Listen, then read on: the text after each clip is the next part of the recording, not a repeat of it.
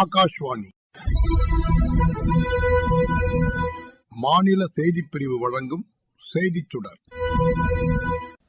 வணக்கம் நேயர்களே.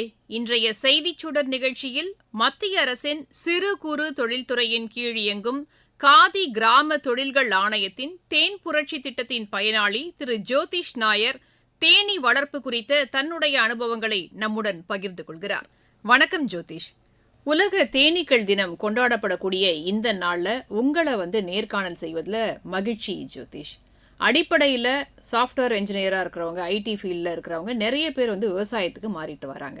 அந்த வகையில் நீங்கள் தேனீ வளர்ப்புக்கு மாறினது எப்படி? உங்களுக்கு இதில் எப்படி ஈடுபாடு ஏற்பட்டது? என்னுடைய அப்பா அம்மா விவசாயி. அவங்க எவ்வளோ கஷ்டப்பட்டாங்கன்றது எனக்கு தெரியும். ஸோ நானும் எவ்வளோ கஷ்டப்பட்டோம், சின்ன வயசில் எப்படி கஷ்டப்பட்டுன்றது எனக்கு தெரியும். நான்லாம் கவர்மெண்ட் ஸ்கூலில் தான் படித்தேன். கல்லூரி பிஜி படித்தது, 2 பிஜி எடுத்தேன். எல்லாமே அந்த விவசாய இதில் தான் ரொம்ப கஷ்டப்பட்டோம். அந்த கஷ்டம் பார்த்திங்கன்னா அந்த சக மனிதர்களுக்கு வரக்கூடாதுன்றது ரொம்ப தெளிவாக இருந்தேன். எங்கள் அப்பா எப்போவுமே சொல்லப்போல, நான் கஷ்டப்பட்ட மாதிரில நீங்களும் கஷ்டப்படக்கூடாது அப்படின்னு. அதே மாதிரி தானே எல்லா விவசாய மக்களுக்கும் அவங்களுடைய பிள்ளைங்க அது மாதிரி கஷ்டப்படக்கூடாதுன்றது தான் அது. அப்போது இது பெரிய ஒரு ட்ரெஷரை நம்மளால் எதுவும் மிஸ் பண்ணுறோன்றது சின்ன வயசுலேருந்தே எனக்கு வருது. நம்ம எப்பவுமே எங்கே தொலைச்சோமோ அந்த இடத்துல தான் நம்ம தேடணும். தொலைக்காத இடத்துல போய் தேடுறது இது கிடையாது. நம்ம கண்ட்ரியே பார்த்திங்கன்னா வச்சிங்களேன், விவசாயத்தை சார்ந்த கண்ட்ரி தான். அப்போல்லாம் பார்த்திங்கன்னா நம்மள ட்ரில்லியன் டாலர்ஸ் எக்கனாமிலாம் இருந்தது. இப்போல்லாம் ஏன் பண்ண முடியல? இப்போ தானே சின்ன சின்ன சர்வீஸ் இண்டஸ்ட்ரி அது இதுன்னு சொல்லிட்டு ஒன்றுன்னா வந்துட்டுருக்கு. இப்போது சின்ன ஒரு டேட்டா ஒன்று சொன்னால் நீங்கள் எப்படி எடுத்துப்பீங்க தெரியல. 1942 இந்தியன் ஜிடிபியுடைய கான்ட்ரிபியூஷனில் பார்த்தீங்கன்னா 65 விழுக்காடுகள் பார்த்தீங்கன்னா அக்ரிகல்ச்சர் செக்டரில் தான் வந்தது. 2013 பார்த்தீங்கன்னு வச்சிங்களேன், இந்தியன் ஜிடிபியுடைய கான்ட்ரிபியூஷன் அக்ரிகல்ச்சர்லேருந்து எவ்வளோ வந்ததுன்னு பார்த்தீங்கன்னா 12%, 13% தான். ஏன் இவ்வளோ டிக்ளைன் ஆகுது? ஸோ விச் மீன்ஸ் தட் அந்த இண்டஸ்ட்ரியெல்லாம் நம்மளுக்கெல்லாம் தேவையில்லை அப்படின்ற மாதிரி இல்லை. ஒரு சமுதாயம் எல்லாம் நினச்சி அங்கேருந்து ரொம்ப வெளியே வந்துடுறாங்க.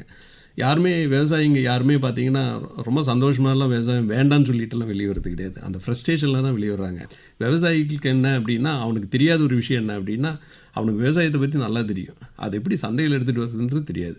அப்போது நான் படிச்சிருக்கேன். ஸோ நான்லாம் வெளியூரில் இருந்திருக்கேன். ஒரு 15 இயர்ஸ் நான்லாம் இன்டர்நேஷ்னல் கம்பெனி, குளோபல் கம்பெனிஸ் எல்லாம் இருந்திருக்கேன். எனக்குலாம் சந்தை எப்படி பண்ணுறதுன்னு தெரியும். சரி, அதெல்லாம் நம்ம மக்களுக்கு ஏன் பண்ணக்கூடாது? அது ஒன்று. ரெண்டாவது பார்த்திங்கன்னா, இந்த வேல்யூ ஆடட் ப்ராடக்ட்ஸை எப்படி எடுத்துகிட்டு போகலாம், உலக அளவில் சந்தைக்கு தகுந்த மாதிரி எடுத்துகிட்டு போகலாம்.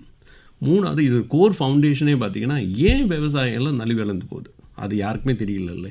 அதில் கண்டுபிடிச்சிட்டோம்னு வச்சுங்களேன். இப்போ பார்த்திங்கன்னா எல்லாருமே பிடெக் ஐடின்னு சொல்லிட்டு எல்லாம் போகிறாங்க. ஏன் போகிறாங்கன்னா அது அந்த ஆப்பர்ச்சுனிட்டி இருக்குது. அதேமாதிரி விவசாயத்துக்கு ஒரு காலத்தில் ஆப்பர்ச்சுனிட்டி வரும். அது எப்படிலாம் நம்மளாலலாம் எப்படி எடுத்துகிட்டு வர முடியும் அப்படின்றத ஒரு சிந்தனை. ஸோ இது ஃபவுண்டேஷன் நம்மளாம் அந்த ரூட் காஸ் எல்லாம் நம்ம ஃபிக்ஸ் பண்ணிட்டோம்னா தென் we can do that one. சரி, நம்மளே ஒரு அடுத்தவனை குறை சொல்கிறதுக்கு பதிலாக நம்மளே இல்லை ஒரு டேட்டா ஏன் எடுக்கக்கூடாது அப்படின்னு சொல்லிட்டு நான் ஒரு 6 சிக்மா அனலிஸ்ட்டு. ஸோ ஏன் பண்ணக்கூடாது அப்படின்னு சொல்லிட்டு நானே ஒரு டேட்டா அனலைசஸ் எல்லாம் பண்ணி கிட்டத்தட்ட ஒரு 3000 விவசாயிங்கிட்ட சவுத் இந்தியா ஃபுல்லால் பண்ணி பார்த்தேன். சார், இந்த இனிஷியேட்டிவ் எப்போ தொடங்குனீங்க? நான் என்னெல்லாம் இதுக்கு ஊக்குவிச்சது பார்த்தீங்கன்னா ஏபிஜே சார் தான். ஏபிஜே சார் தான் அவர் நான் அண்ணா யூனிவர்சிட்டி, நான் அப்புறம் அப்ராடில் இருந்தேன், யூஎஸில் நான் க்ரீன் கார்டு ஹோல்டர் அதை அப்ளை பண்ணிவிட்டு உட்காந்துட்டு இருந்தேன். அந்த டைமில் தான் ஒரு அண்ணா யூனிவர்சிட்டியில் ஒரு வாட்டி சாரை மீட் பண்ணும்போது தான் I just got an opportunity. அவர் தான் எனக்குள்ள இக்னைட் பண்ணி விட்டது. ஏபிஜே சார் தான் சொன்னார், இது ஏன் நீங்கள் பண்ணக்கூடாது, விவசாய மகனாக இருக்கீங்க, நீங்களே எல்லாம் இக்னோர் பண்ணிவிட்டு நீங்கள் வெளியூரில் போயிருந்தீங்கன்னா எப்படி இருக்கும், உங்களுக்கு டெக்னாலஜியும் தெரியும், உங்களுக்கு அனலைசிஸும் தெரியும், உங்களுக்கு விவசாயம் உங்களுக்கு பேஷன், தென் நீங்கள் அதை பண்ணக்கூடாது அப்படின்னு சொல்லி அவருடைய மோட்டிவேஷன் தான். சரி, அப்புறமா தான் அவர் டாக்டர் எம்எஸ் சுவாமிநாதன் சார்கிட்ட பண்ணார். நிறைய பேருக்கு தெரியுமான்னு தெரியாது. எம்எஸ் சுவாமிநாதன் சார் பார்த்திங்கன்னா அவர் தான் வேர்ல்டு பி ஃபெடரேஷனுடைய 10 வருஷமாக பிரசிடெண்ட்டாக இருந்தார். அவர் தான் பார்த்திங்கன்னு வச்சுங்களேன், கேவிஐசி ரிசர்ச் சென்டர்னு சொல்லிட்டு ஒன்று பூனேயில் இருக்குது. அது டெவலப் பண்ணதே டாக்டர் எம்எஸ் சுவாமிநாதன் சார் தான். அதே போல் நிறைய விஷயங்கள் நேஷனல் பி போர்டு பண்ணது அவர் தான். அது மாதிரி நிறைய விஷயங்கள் அவரே பார்த்திங்கன்னு வச்சுங்களேன், ஃபஸ்ட்டு அவரில் he is a beekeeper. அவருடைய ஃபஸ்ட்டு கேரியர்லேயே ஃபஸ்ட்டாக பண்ண என்ன விஷயம் அப்படின்னா, he is a beekeeper. அவர் எப்போவுமே சொல்லுவார், I am a proud beekeeper அப்படின்னாரு. ஸோ அவருடைய இதில் நம்மளும் போகிறது இன்னும் பெரிய விஷயம் தானே. தென் நம்மாழ்வார் ஐயா கிட்ட பேசும்போது அவரும் அதே மாதிரி தான் சொல்லிட்டு தான், தேனீக்கள் இல்லாட்டி உலகம் நடா அப்படின்ற மாதிரி சொல்லப்பில். ஸோ அந்த இதில் நம்மளாம் ஸ்டார்ட் பண்ணோம். நாங்களும் டெமோன்ஸ்ட்ரேட் நிறைய எல்லாம் ரிசர்ச் எல்லாம் பண்ணி முடிச்சதுக்கப்புறம் ஒரு 4000 ஃபார்மர்ஸுக்கிட்டலாம் அந்த ரிசர்ச் பண்ணோம். இதில் என்ன பிரச்சனைனுங்க, இப்போ கோயம்புத்தூரில் இருக்கிற ப்ராப்ளம் கிடையாது பொள்ளாச்சியில், பொள்ளாச்சியில் இருக்கிற ப்ராப்ளம் கிடையாது கரூரில், கரூரில் இருக்கிற ப்ராப்ளம் கிடையாது Dindigul or Hosur or any other place. நீங்கள் இப்போ பக்கத்தில் இருக்க ஒரு கிளஸ்டருக்கும் பார்த்தீங்கன்னு வச்சுங்களேன், ஒரு இஷ்யூஸ் எல்லாம் அக்ரிகல்ச்சர் இஷ்யூஸ் எல்லாம் மாறிக்கிட்டே இருக்கும். ஓகே, அது என்ன பிரச்சனை அப்படின்னா கோராக பார்க்கும்போது பார்த்திங்கன்னா சில இடத்துல தண்ணி இல்லைன்னவங்க அதெல்லாம் எல்லாத்துக்கும் மாநில அரசாங்கமும் சரி மத்திய அரசாங்கம் சரி நிறைய உதவிகள் பண்ணுறாங்க. அது மக்களுக்கெல்லாம் போய் சேர மாட்டேங்குது. இப்போ கேவிஎஸ்சி போன்ற ஆட்கள்லாம் எங்களுக்கெல்லாம் ஹெல்ப் பண்ணுறதுனால தான் நிறைய எல்லாம் ரிசர்ச்சுக்கெல்லாம் எங்களுக்கெல்லாம் ஹெல்ப் பண்ணுறாங்க. கேவிஎஸ்சி எல்லாம் தான் எங்களெல்லாம் ரொம்ப ஊக்கு பண்ணி இப்போ எங்களுக்கெல்லாம் நிறைய எல்லாம் சப்சிடியோடு எங்களுக்கெல்லாம் லோன்லாம் தந்து எங்களை போன்ற நிறைய ஆட்களுக்கு டெவலப் பண்ணுறதுக்கு வேண்டி கேவிஎஸ்சியில் நிறைய ஸ்கீம்ஸ் வச்சுருக்காங்க. ரொம்ப இம்ப்ரெஸ்டான விஷயம் கேவிஎஸ்சியில் என்ன அப்படின்னாங்க, அவங்க பார்த்தீங்கன்னு வச்சுங்களேன், ஒரு இது வரைக்கும் பார்த்தீங்கன்னு வச்சுங்களேன், நோன்றது இதுமாரி சொன்னது கிடையாது. எந்த ப்ரொபோசல் எடுத்துகிட்டு வந்தாலும் தேவல் கம்ப்ளீட்டாக அவங்களாம் அனலைஸ் பண்ணுவாங்க. அனலைஸ் பண்ணி இதனால் உங்களுக்கு என்ன லாபம் வரும், அதான் வந்து இல்ல. இப்போ நீங்க வந்து கேவிஐசி பத்தி சொல்றீங்க சார். ஒரு ஐடி செக்டார்ல இருந்த ஒருத்தர் வந்து விவசாயத்தின் மேல வந்து இருக்கக்கூடிய ஒரு நாட்டத்தினால நீங்க இந்த பக்கம் வந்தீங்க அப்படின்னு சொல்றீங்க. ஆனா முதல்ல நீங்க கேவிஐசியை போய் நீங்க அணுகணும் அப்படின்ற ஐடியா உங்களுக்கு எப்படி வந்தது? அங்க நீங்க எதிர்கொண்ட அந்த அனுபவங்கள் அப்படின்றது என்னவா இருந்தது உங்களுக்கு? எனக்கு ரொம்ப வார்ம்தாக இருந்ததுங்க. நான் ஃபஸ்ட்டு நான் டாக்டர் லக்ஷ்மராயன் சார்ன்னு சொல்லிட்டு ஒருத்தர் இருந்தார். அவர் தான் டைரக்டராக இருந்தார். அவர்கிட்ட போயில் இது மாதிரி பண்ணலான் இருக்குங்க, இது பண்ணிகிட்டு இருக்கேன் நான், இது மாதிரி விஷயங்கள் பண்ணலாம் அப்படின்னு சொல்லிட்டு அவர் ரொம்ப நேரம் பொறுமையாக கேட்டுட்டு இருந்தார். அவங்ககிட்ட போய் கேட்டோடனே அவங்க என்ன சொன்னாங்க, ப்ரொப்போசல் கொஞ்சம் டீட்டெயிலாக எனக்கு தாங்க அப்படின்னு சொல்லிட்டு ஃபினான்ஷியல் இதெல்லாம் கேட்டாங்க, இதனால் என்ன லாபம் வரும் அப்படின்னு சொல்லி. எல்லாம் முடிஞ்சோடனே இடிபின்னு சொல்லிட்டு ஒரு ட்ரைனிங் அனுப்பிச்சாங்க. எனக்கு இதெல்லாம் புதுமையாக இருந்தது. எம்ப்ளாய்மெண்ட் அண்ட் டெவலப்மெண்ட் ப்ரோக்ராம்னு சொல்லிட்டு அங்கே போய் இந்த ஃபினான்ஷியல் இருந்த ஸ்ட்ரக்சர் அவ்வளோ ஸ்ட்ரக்சர்டு அவ்வளோ ஆர்கனைஸ்டாக இருந்தது. அதெல்லாம் முடிஞ்சதுக்கப்புறமா பார்த்தீங்கன்னா அங்கே நீங்கள் கற்றுக்கொண்ட விஷயங்கள் என்ன சார்? அங்கே ஒரு பொருளை எப்படி இல்லை ப்ராசஸாக ஆர்கனைஸ்டாக இன்டர்நேஷ்னல் குவாலிட்டியில் எப்படி பண்ணலாம் ஒன்று. ரெண்டாவது பார்த்தீங்கன்னா நம்ம ஆர்கனைசேஷனுக்கு என்னென்ன ஃபினான்ஷியல் பிளானிங்ஸ் எப்படி பண்ணலாம் அதில் ரெண்டாவது.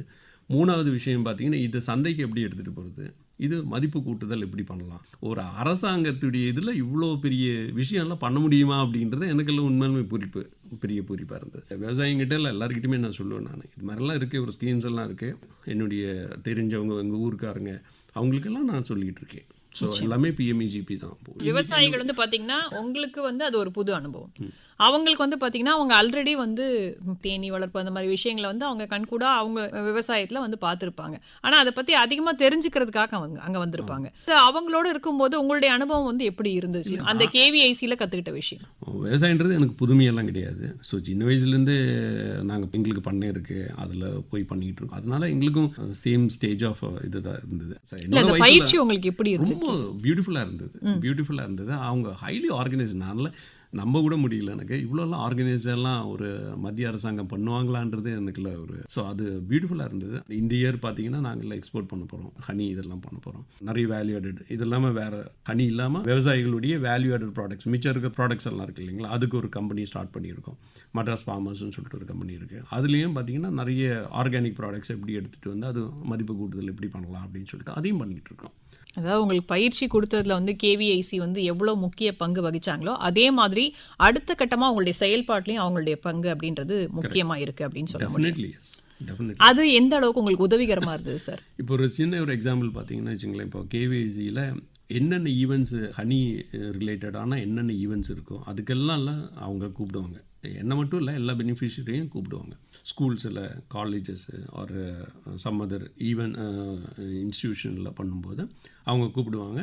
எனக்கு தெரிஞ்ச விஷயங்கள் நான்லாம் பகிர்தல் தானே நம்மளுடைய கலாச்சாரமே. சில போது என்னோட எக்ஸ்பீரியன்ஸான ஆட்கள்லாம் இருப்பாங்க, அவங்கள வேறு எக்ஸ்பீரியன்ஸ் இருக்குது, அது நான் அங்கேருந்து கற்றுப்பேன். அவ்வளோதான் விஷயம், எக்ஸ்சேஞ்ச் ஆஃப் தாட்ஸ் தானே. இதுதான் விஷயம். சரி சார், இப்போ சாதாரணமாக இந்த தேனீ வளர்ப்பு அப்படின்ற விஷயத்தில் உங்களுக்கு ஒரு ஆத்ம திருப்தி கிடைச்சிருக்கு அப்படின்றது நீங்கள் பேசுறதுலேருந்தே வந்து தெரியுது. இதை வந்து முழு நேரமாக தொடங்கும் போது உங்களுக்கு அப்போ இருந்த விஷயங்கள் என்னென்ன, இப்போ நீங்கள் அதுலேருந்து முன்னேறி வந்திருக்கிற மாதிரி இருக்குது அப்படின்னா என்னென்ன விஷயங்கள்லாம், என்னென்ன சவால்களை நீங்கள் எதிர்கொண்டீங்க?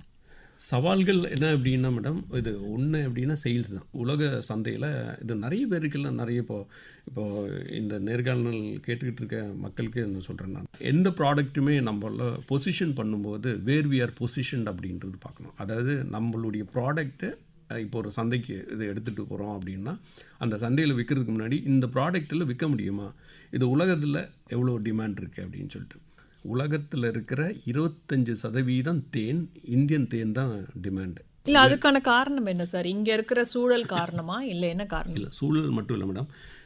500 வெரைட்டி ஹனி இருக்குது உலக அளவில். அதில் 300 variety honey is the best honey. அதில் 250 வெரைட்டி ஆஃப் ஹனி நம்ம இந்தியாவில் ஹார்வெஸ்ட் பண்ணலாம்.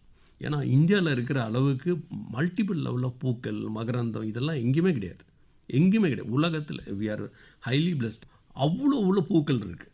நீங்கள் அந்த காட்டு பூக்கள் இருக்குது, அப்புறமா நாட்டு பூக்கள் இருக்குது, அப்புறம் அப்படி இப்படின்னு சொல்லிட்டு நீங்கள் ஹொசூர்லாம் போனீங்கன்னா அவ்வளோ ஒரு இடத்துல ஒரு பூக்கள் வச்சுருக்காங்க.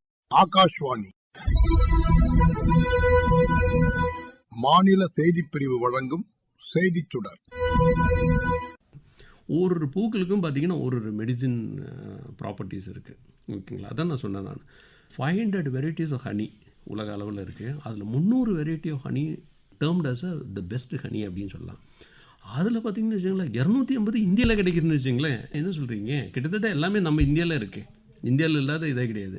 ஆயுர்வேதத்தில் சொல்கிறாங்க 2200 நோய்களுக்கு பார்த்தீங்கன்னா ஒத்த மூலின்னு சொல்லிட்டு இதை தேனை சொல்கிறாங்க. நீங்கள் டெய்லி நீங்கள் சாப்பிட்டுட்டு இருந்தீங்கனாலே you no need to take around medicine for 2200 diseases. அவ்வளோ இருக்குது. இவ்வளோ பெரிய விஷயம் நம்ம பண்ணுறோன்றது அதுவே ஒரு வா ஃபேக்டர் தானே நம்ம லைஃப்பில். நிச்சயமா எவ்வளோ பெரிய வா ஃபேக்டர் அது. இப்போது உங்களுக்கு பயிற்சி கொடுத்தாங்க, உங்களுக்கு வந்து இதை வந்து முழு நேரமாக ஒரு தொழிலாக்கிக்கிறதுக்கும் வந்து பார்த்தீங்கன்னா கேவிஐசி வந்து நிறைய வந்து உங்களுக்கு வழிகாட்டுதல் கொடுத்துருக்காங்க, அறிவுரைகள் வழங்கியிருக்காங்க. இதில் வரக்கூடிய பொருட்களை வந்து மதிப்பு கூட்டப்பட்ட பொருட்களாக மாற்றணும் அப்படின்றதுல கேவிஐசி உங்களுக்கு என்ன மாதிரியான ஒரு நடவடிக்கையெல்லாம் வந்து செஞ்சாங்க? இன்னொன்று சந்தைப்படுத்துதல். ஏன்னா எந்த ஒரு பொருளையும் வந்து மதிப்பு கூட்டிட்டா மட்டும் போதாது, அதை சந்தைப்படுத்துகிற வரைக்கும் வந்து ஒரு உற்பத்தியாளருடைய பணி அப்படின்றது இருக்குது. அதில் வந்து கேவிஐசியோட பங்கு என்ன சார்? சந்தைப்படுத்தணுன்றது முதல்ல சொன்னாங்க. இந்த வேல்யூவேட்டட் ப்ராடக்ட்ஸ் எல்லாம் நீங்கள் பண்ணுங்க அப்படின்ட்டு தான் ஒரு பிளாட்ஃபார்ம் தான் க்ரியேட் பண்ணி தந்தாங்க. அதில் டெவலப் பண்ண வேண்டியது நம்மளுடைய கடமை தான். இப்போ ஃபார் எக்ஸாம்பிள் நாங்கள் புதுமையாக இப்போ பார்த்தீங்கன்னு வச்சுங்களேன், நானோ டெக்னாலஜியில் நாங்கள் எல்லாம் ஒரு புது இது எடுத்துகிட்டு வந்திருக்கோம். ஹெர்பல் எக்ஸ்ட்ராக்ட் நானோ டெக்னாலஜின்ட்டு ஒரு 4 மாதத்துலலாம் நாங்கள் அதை ரிலீஸ் பண்ண போகிறோம். ஹனி இப்போ ஃபார் எக்ஸாம்பிள் குழந்தைங்களுக்கெல்லாம் பார்த்திங்கன்னா ஸ்லீப்பிங் ப்ராப்ளம்ஸ் இருக்குது. அவங்களுக்கெல்லாம் நிறைய பசங்களாம் ஒழுங்காக தூங்க மாட்டேன்றாங்க, வயசானவங்க தூங்க மாட்டேன்றாங்க. அவங்களுக்கு ஒரு ஹெர்பல் ஒரு நானோ டெக்னாலஜி மூலமாக பண்ணி அதை ஹனியில் இன்ஃப்யூஸ் பண்ணி அது நாங்கள் அதுக்கு ஒரு இதெல்லாம் பண்ணிகிட்ருக்கோம். இது போல் நிறைய விஷயங்கள் அதெல்லாமே பார்த்திங்கன்னா நம்மளுடைய ரிசர்ச்சு, நம்மளுடைய இன்ட்ரெஸ்ட்டு, நம்மளுடைய இது எப்படி இல்லை வேல்யூவேட்டட் பண்ண முடியும் அப்படின்றது நம்ம தான் பண்ணிக்கணும். அவங்க ஒரு பிளாட்ஃபார்ம் தான் கிரியேட் பண்ணி தருவாங்க. அதுக்கு மேலே டெவலப் பண்ண வேண்டியது நம்மளுடைய ரிசர்ச். இப்போ அன்றாட வாழ்க்கையில் வந்து இப்போ தேன் நெல்லி வந்து நமக்கு கண்கூடா தெரிஞ்ச ஒரு விஷயம். அந்த மாதிரி வேறு என்னென்ன பொருட்கள்? ட்ரை ஃப்ரூட்ஸ் இருக்குது. இப்போது ட்ரை ஃப்ரூட்ஸை வச்சு நம்மள இது பண்ணிக்கலாம். அதுமாரி இந்த இப்போ ஃபார் எக்ஸாம்பிள் இந்த பிள்ளைங்கள்லாம் பார்த்திங்கன்னா காலையிலலாம் ஒழுங்காக சாப்பிட மாட்டேன்றாங்க. 6 o'clock ஸ்கூல் போயிடுறாங்க, 7 o'clock அவங்களுக்கெல்லாம் எனர்ஜி பார் மாதிரி நம்மள ஹனியில் வச்சு பண்ணலாம். ஏன்னா இதில் குளுக்கோஸு, ஃப்ரூட்டோஸு, சுக்ரோஸு, என்சைம்ஸு, விட்டமின்ஸு, மினரல்ஸு எல்லாமே இருக்குது ஹனியில் இருக்குது. ப்ளஸ் ட்ரை ஃப்ரூட்ஸ் வச்சு இது பண்ணிக்கலாம். தென் பனானா ஃபிக் இருக்குது இல்லைங்களா, அதில் வச்சு அதில் ட்ரை பண்ணிட்டு அது பண்ணலாம். இது போல் நிறைய ப்ராடக்ட்ஸ் எல்லாம் we can keep on doing that. இது மாதிரி நிறைய பண்ணலாம்.